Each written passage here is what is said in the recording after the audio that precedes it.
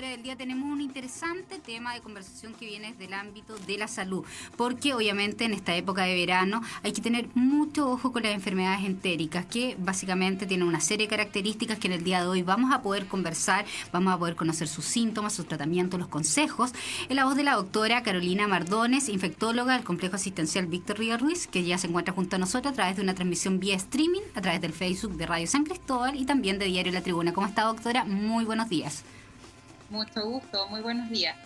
Le agradecemos la posibilidad de hablar acerca de estos temas que son muy relevantes porque, claro, mucho acento está puesto en la situación de pandemia, en la situación que implica el coronavirus, pero obviamente hay una serie de otras enfermedades que siguen circulando y que es importante tener en acento.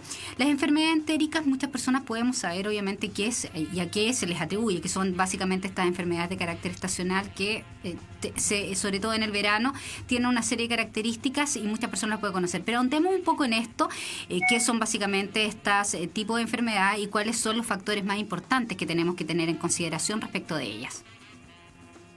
Exacto, mira, queríamos tomar esta, porque no todo es COVID, ¿no es cierto?, Sí. En esta pandemia, y efectivamente nuestros pacientes, ya sean adultos, niños, siguen teniendo estas enfermedades que son estacionales. Y dentro de esas está la diarrea aguda o gastroenteritis aguda, que es un término que, ¿no es cierto?, es aceptado por la OMS, tiene una definición en la cual corresponde al aumento en la frecuencia, que esto tiene que ser mayor o igual a 3 veces al día, o el aumento del volumen de las deposiciones que en niños está establecido, y la disminución de la consistencia en sí en un plazo acotado, en un plazo que se define menor de 14 días. En general y en términos bastante puntuales, mientras más agudo es el episodio de diarrea, más deshidratación existe y también hay mayor posibilidad de que sea de origen infeccioso. En cambio, cuando la diarrea es más crónica, se produce una mayor desnutrición, hay menos posibilidad de deshidratación y el diagnóstico diferencial se amplía más allá de lo infeccioso. Ya ahí pensamos en otras causas.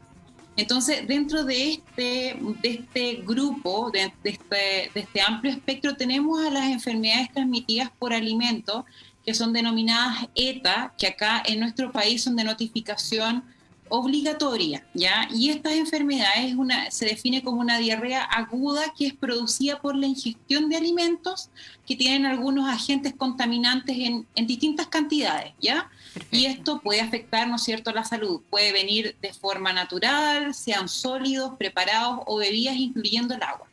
Exactamente. Ahora, Perfecto. ¿Cuáles son los factores que inciden efectivamente en el desarrollo de este tipo de patología? Hay ciertas características ambientales que en esta época, sobre todo, propician que se desarrollen este tipo de sintomatología, pero además de eso, obviamente, este tipo de enfermedades que los niños y los adultos también manifiestan. Bueno, uno dentro de los factores más importantes es la estacionalidad donde nosotros tenemos mayor acceso, ¿no es cierto?, a frutas, a verduras, en las cuales no siempre nosotros sabemos cómo fueron alimentadas en estos regadíos. Muchas veces tienen alguna cantidad, ¿no es cierto?, pueden ser aguas servidas, se ha hecho un trabajo enorme a nivel de salud pública para evitar esto. Pero siempre hay que reforzarlo a la comunidad. O sea, independientemente de yo compre estos productos, tengo que lavarlos. También esto de comprar queso fresco, que yo no sé cuál fue si respetó una cadena de frío, si el producto está pasteurizado, ¿no es cierto? El tener animales dentro de hablemos de campo, ¿no es cierto? En mi casa, donde tengo un pequeño criadero, o simplemente algo tan común como tener una mascota de tortuga, ¿ya? Claro. O gallina, que muchas veces nosotros tenemos mucha población rural, y eso también son factores de riesgo. Por otro lado, no puedo dejar de mencionar que en la provincia del Biobío tenemos un amplio espectro, ¿no es cierto?, en cada una de nuestras comunas, una más rural que otra. Por lo tanto, el acceso a servicios básicos que muchas personas dan por sentado no se puede replicar en cada comuna. En Los Ángeles, dentro de Los Ángeles hay mucha disparidad, al igual que en Alto Biobío, al igual que en Quilleco, ¿ya? Y por otro lado, este periodo de verano nos va a traer consigo, ¿no es cierto?, propiamente por los calores que hay, el hecho de que vayan, participen en camping, de que la comida puede que quede bien o no, o mal cocida. Y también ahora último con la pandemia y con esta cosa que hemos visto como un boom, ¿no es cierto?, el delivery, no sabemos cómo están preparados los alimentos y esos son factores de riesgo que en ciertos grupos etarios son un riesgo más importante. En esto estamos hablando de los niños y estamos hablando de nuestros ancianos. La Sí. gran diferencia para nuestros ancianos es que muchos de ellos tienen comorbilidades, por lo tanto, eso sí incide en el pronóstico, ¿no es cierto?, y el desarrollo final de la enfermedad. Exactamente, porque hay ciertas características de las personas, los adultos mayores, que de pronto tienen un sistema inmunológico mucho más debilitado, que no manifiestan de pronto las temperaturas o ciertos síntomas que uno pudiera de alguna manera conectar con algún proceso infeccioso. Y es ahí donde también el acento es importante de poner los cuidados para la prevención. ¿Qué mecanismos de prevención tenemos que tener en consideración? Porque acá, obviamente tomando en consideración la realidad rural, la realidad que existe, que bien lo describía doctora, hay, la verdad, las cosas que situaciones muy diversas. No todas las personas tienen, obviamente, agua potable, hay otras condiciones también para poder mantener en refrigeración los productos, etcétera, etcétera. En este sentido, ¿qué cuidado tenemos que tener con los alimentos al momento de manipularlos, en el proceso también, sobre todo de no exponerlo a las altas temperaturas? Las personas cuando viajan o van a algún camping, ¿no?, en determinadas zonas, y llevan estos productos que están ya listos en el mismo auto, que también toma temperaturas bastante elevadas. Son múltiples los factores. En general, nosotros tratamos, bueno, cuando uno, como te mencionaba al principio, este es como un gran paraguas, ¿no es cierto?, de causas probables de diarrea. Aquí nos vamos a enfocar solamente en las enfermedades que son transmisibles por alimentos. Y en esto, al igual que en la pandemia, el lavado de manos con agua y jabón es fundamental. Antes de comer, siempre preparar los alimentos y después de ir al baño o mudarlos a los lactantes, ¿ya? Aquí el lavado de manos que tiene que durar un tiempo, ¿no es cierto?, prudente, por lo menos 20 segundos, donde yo me higienizo completamente la mano, manipular también en la cocina los alimentos por separado, los crudos, y dentro de los crudos, las carnes separadas de las verduras, algo típico, muy clásico, la famosa tabla de madera de que todas nuestras madres, ¿no es cierto?, tuvieron, o las tablas de cocinar de plástico. Son unos vectores maravillosos para la transmisión, ¿no es cierto?, cruzada, de la contaminación cruzada de agentes, porque yo puedo tener un Campylobacter en un pollo, y posteriormente puedo tener una salmonela en un huevo, en el cual se me ocurre, ¿no es cierto?, lavarlo porque creo que voy a eliminar algo y la cáscara es maravillosa. Esa cáscara es una protección en la cual si yo lo lavo, permito que se abran uniones y permite que una bacteria que puede estar en la cáscara ingrese dentro del huevo. Entonces, la recomendación es no lavar. Primero, entonces, manipular por separado los alimentos crudos, ya sea carnes, separadas de las verduras. Lavar, si tengo la misma tabla, tengo que lavar muy bien esa tabla para evitar la contaminación cruzada, evitar, como les da este ejemplo tan básico de evitar lavar el huevo, ¿ya? Y, por supuesto, comer cocidas frutas, verduras y hortalizas que en general crecen a ras del suelo. ¿A qué voy a esto? Nadie va a cuestionar el cocer una beterraga, pero tenemos una nueva vertiente, ¿no es cierto?, de comer estos alimentos crudos, porque mantienen las vitaminas, los minerales, pero tienen que ser manipulados correctamente. ¿Ya? Yo me puedo tomar un rico jugo de beterraga natural, pero tiene que estar lavada y eliminada esa cáscara, ¿no es cierto?, porque es un alimento que crece a ras del suelo. Y así como hay bacterias, también tengo parásitos en el suelo, ¿ya? Así que esas cosas van ayudando. Por último, y tengo que siempre recordar, el mantener los alimentos a una temperatura segura. Yo no me puedo viajar con el refrigerador, ¿no es cierto?, al camping, pero sí llevarlo en una nevera tratar de mantener con estos ice pack, ¿no es cierto? O por último, algo tan simple como poner varios hielos, cosa que se mantengan los productos refrigerados, ojalá menos de 5 grados Celsius. Evitar comer mayonesa casera. Si yo hago mi mayonesa, la hago en mi casa, sé cómo la estoy preparando, pero no comprar un completo donde me dicen, no, mayonesa casera, y yo no sé cuáles son las condiciones. Una de las cosas que hemos visto como infectólogo ha sido el tema de la listeria monocitógenes en productos embutidos, cecina, en las heladerías. Entonces es cosa de buscar y vamos a encontrar. ¿Ya? Y estos agentes, estos microorganismos tienen un efecto deleterio en nuestra población, por ejemplo, las embarazadas, la listeria, que pueden producir hasta la muerte fetal. ¿Ya? Cuando nosotros tenemos agua potable, nos resulta maravilloso, pero hablamos, ¿no es cierto?, de nuestro amplio espectro de ruralidad dentro de la provincia, por lo tanto, si yo tengo agua de pozo, lo ideal es hervirla y posteriormente consumirla una vez ya fría.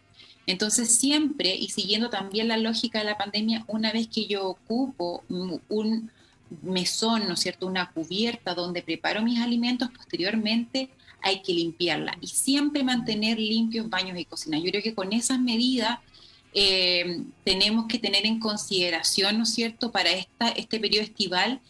Y no puedo dejar de mencionar además que nosotros tenemos también al lado de nuestra vega municipal, tenemos un centro donde venden mariscos, por lo tanto, y pescado. Sí. Siempre en las condiciones que uno conoce de cuando los productos están frescos y siempre cocerlos, ¿ya? Para evitar también la transmisión de microorganismos que no deseamos y que producen enfermedad en nuestra comunidad. Exactamente, es muy importante tener todos estos aspectos en consideración porque hoy en día la gente ha estado muy atenta, más allá de, obviamente, estas enfermedades que toman las características de la estacionalidad, del lavado correcto de manos, del poder desinfectar los productos en virtud de la situación del coronavirus. Pero había un tema que aclaraba y que me parecía muy importante, que es lo del huevo. Uno escucha a muchas personas que lavan los huevos y uno sabe que es una superficie porosa, que luego de manipular el huevo, lo importante es que uno se lave las manos, pero no someterlo a humedad o algún tipo de producto desinfectante, porque en definitiva es un riesgo para la salud de las personas, y es ahí donde también las personas tienen que poner mucho acento a este tipo de recomendaciones. Pero son recomendaciones que son comunes, que son prácticas. Por ejemplo, algo tan simple como cuando uno es madre, tiene a sus hijos, ¿no es cierto?, lava las mamaderas con un cepillo, lo deja ahí en conjunto con el resto de los platos, y muchas veces a las madres se les ocurre que es más higiénico lavar el pollo. Entonces, lava el pollo, no sabe para dónde terminan estas gotículas, y hemos tenido casos en los cuales tenemos Campylobacter, nadie sabe porque el bebé está con el consumo, ¿no es cierto?, solamente de leche materna, todavía no recibe alimento, y, oh sorpresa, el receptáculo, o sea, donde estaba el origen, fue en ese cepillo que estaba adosado, ¿no es cierto?, a nuestro lavaplato. Algo tan común, algo tan simple que muchas veces ya iba en la correcta manipulación. A mí me gustaría tener una tabla, ojalá dentro de mis posibilidades, una tabla donde manipulo las verduras, una tabla donde manipulo las carnes, y algo tan sencillo y básico como cambiar la esponja cada cierto tiempo, si no es la misma esponja, aunque utilice el mejor lavaloza, ya se convierte en un vector y en un transmisor de infecciones.